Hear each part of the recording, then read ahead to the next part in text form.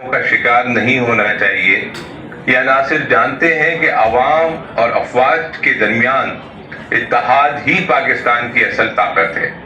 وہ نفرت اور شکوک کے بیج بونے کی کوشش کرتے ہیں تاکہ ہمیں ان اداروں سے دور کیا جا سکے جو ہماری سلامتی کی ضمانت ہیں۔ ہمیں ان کی چالوں کو سمجھنا چاہیے اور ان کو پرزور انداز میں مسترد کرنا چاہیے۔